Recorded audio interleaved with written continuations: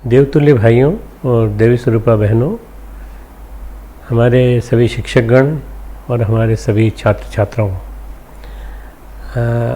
आज एक महत्वपूर्ण दिन है।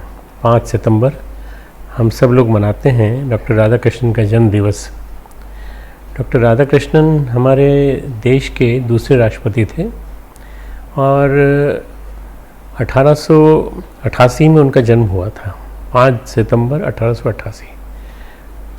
छात्र उनके पास आए, उन्होंने कहा हम आपका जन्मदिन मनाना चाहते हैं। तो उन्होंने कहा जन्मदिन मनाना है तो ऐसे मनाओ जैसे जो स्थायी रहे, लोगों की याद बनी रहे, शिक्षक दिवस के रूप में मनाओ। मैंने जीवन भर शिक्षा की सेवा की है और शिक्षक के रूप में मैंने काम किया है। अगर मेरी पहचान अगर हो तो इस शिक्षक के रूप में हो। तमिलनाडु के एक छोटे से गांव से निकले और फिर वहाँ से उभर करके ऊपर आए आदरणीय श्री सर्वपल्ली राधाकृष्णन जी, हमारे देश के एक ऐतिहासिक फिगर कहे जा सकते हैं। शिक्षक का मतलब उन्होंने जो बताया, बहुत अच्छे दार्शनिक थे वो। दर्शन शास्त्र में उन्होंने एमए किया था, टॉप किया था अपने यूनिवर्सिटी में, और पीएचडी भी किया था उन्होंने। जो उन्होंने कहा शिक्षक में शी जो है वो शिखर तक ले जाने वाला, क्ष जो है वो क्षमा की भावना रखने वाला, और माँ जो है शिक्षक जो है कमजोरी दूर करने वाला। शिक्षकों के माध्यम से छात्र छात्राओं की कमजोरी दूर होती है। ये एक उसका भावार्थ बताया उन्होंने।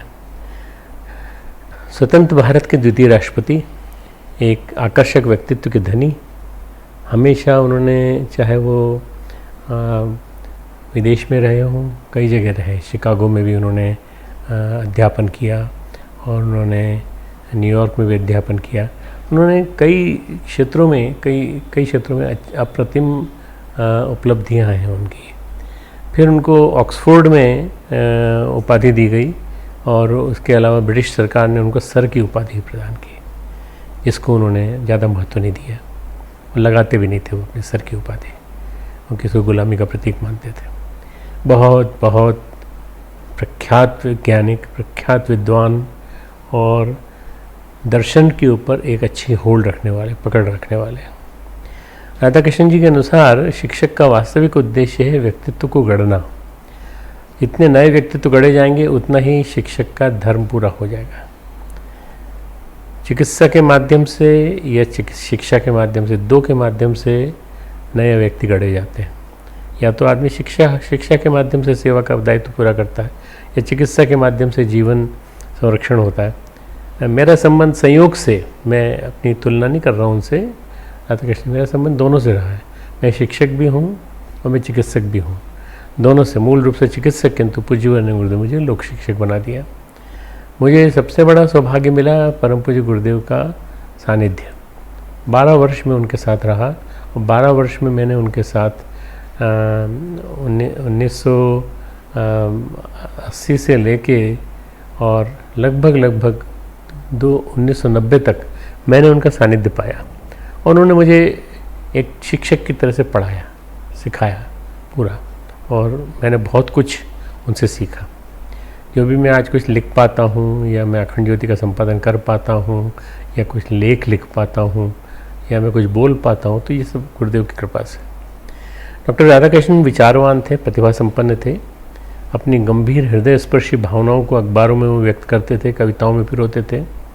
भाषण आदि के माध्यम से उन्होंने अपनी अभिव्यक्ति लोगों के दिलो दिमाग पर उन्होंने छा दी। वास्तव में आँखों में उनका ऐसी बस गई वो, कि उस ज़माने में जो एक गुलाम राष्ट्र था, उस गुलाम राष्ट्र में उन्होंने उम्मीद पैदा की।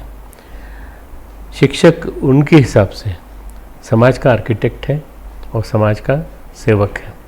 भव्य भवन के निर्माण में नींव का पत्थर जो रखता है, चमचमाते कंगूरों को संवारने का कार्य करता है, वो शिक्षक ही करता है।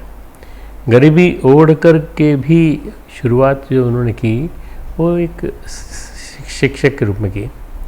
बाद में उनको बहुत अच्छे वेतन पे सब कुछ मिला, परंतु उन्होंने अपने माध्यम से जितने शिक्षक जितने छात्रों को पढ़ाने की व्यवस्था हो सकती थी उन्होंने करने की कोशिश की। शिक्षक, आचार्य और गुरु, ये 3 पद हैं। शिक्षक, आचार्य और गुरु, और गुरु के बाद है सद्गुरु। शिक्षक ज्ञान के किसी कुशलता का विशेषज्ञ होता है। शिक्षक आचार्य नहीं होते, आचार्य शिक्षक होते हैं। आचार्य को व्यक्तित्व के विभिन्न आयामों की गहरी समझ होती है, बोध होता है, और आचार्य की वाणी भर नहीं बल्कि आचार्य की जो आचरण जो है, स्वम स्वम आचरण शिक्षेरण पृथिव्याम सर्वमानव, आचरण जो होता है उनका, उनके माध्यम से वो शिक्षा देते हैं। चाणक्य आचार्य थे। डॉक्टर प्रफुल्ल चंद्र राय सच्चे आचार्य थे। प्रफुल्ल चंद्र राय का मैं उदाहरण देना चाहता हूँ एक, कि बहुत ज़्यादा विपरीत परिस्थितियों में उन्होंने शिक्षण चालू किया था। तो जब वो किया था चालू तो उनकी परिस्थितियाँ विपन्न थीं और नाव से जाते थे, नाव से आते थे, तो उससे पैसा लगता था। तो उन्होंने क्या किया, उनकी पत्नी ने मदद की। तो आप कल्पना कीजिए कि एक आचार्य की पत्नी उनका कितना मदद कर सकती है। उनकी पत्नी ने नाव खेना चालू किया, नाव खे करके वो लाती थी यहाँ तक, यूनिवर्सिटी तक, और यूनिवर्सिटी से वो पढ़ के जब पूरा कर लेते थे काम, तब तक वो घर जाकर काम करके, घर के काम करके वापस आ जाती थी और फिर वो वापस ले जाती थी। यानी आचार्य की अकेले की वो नहीं थी, आचार्य की पत्नी ने, दोनों ने मिलकर के एक महत्वपूर्ण भूमिका निभाई। हमारे संस्कृति में अनेक गुरु हुए हैं। गुरु देहधारी ईश्वर होता है। रामकृष्ण परमहंस जी ने गुरु के हृदय को भगवान का डाक बंगला कहा है और उसकी गरिमा को बढ़ाया है। सदगुरु विराट होते हैं, स्वराट नहीं। डॉक्टर राधाकृष्णन के विचार देवतुल्य शिक्षक, इन प्रकाश पुंज व्यक्तियों के आचरण से, व्यवहार में उतरने योग्य आचरण से, शिक्षकों के आचरण से, कृतित्व से संतप्त प्राणियों को मार्ग मिले, ये उनका एक महत्वपूर्ण था। उनके जन्म दिवस के साथ 5 सितंबर 1888, 5 सितंबर के दिन आज हम उनका जन्मदिन मनाते हैं। ये जन्मदिन लोगों ने अपनी तैयारी करके रखी थी, बच्चों ने। उन्होंने कहा आज हम आपका जन्मदिन मनाएंगे। कैसे मनाओगे? बोले हमने फूल वूल सजाए हैं, ये लगाए। हटाओ, ये सब हटाओ, ये नहीं, आज हम शिक्षक दिवस मनाएंगे। उस दिन से पहला शिक्षक दिवस जो मना, वो पहला शिक्षक दिवस, उसके बाद आगे बढ़ते बढ़ते आज अंतिम स्थिति में जहाँ हम हैं वहाँ भी शिक्षक दिवस मनता है। ढेरों यूनिवर्सिटीज़ हैं, ढेरों कॉलेजेस हैं, ढेरों प्राइवेट यूनिवर्सिटीज़ हैं जिनमें लाखों रुपए फीस ली जाती है, पर शिक्षक नहीं तैयार हो रहे, अच्छे आदर्श छात्र तैयार नहीं हो रहे, अच्छे आदर्श नागरिक नहीं तैयार हो रहे। कैसे होगी कमी ये पूरी?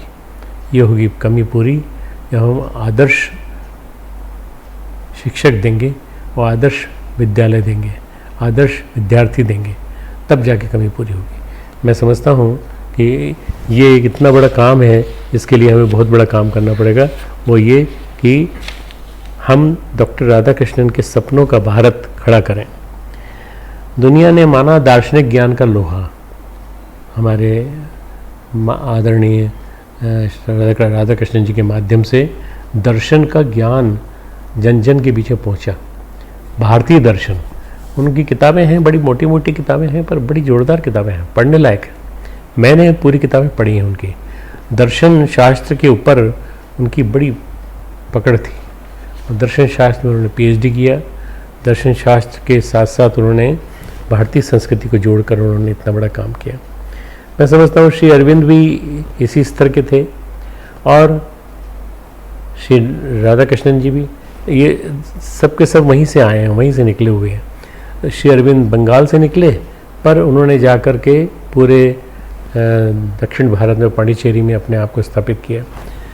दक्षिण भारत से डॉक्टर राधाकृष्णन निकले और वहाँ से निकल के उन्होंने पूरे विश्व में अपने आप को स्थापित किया।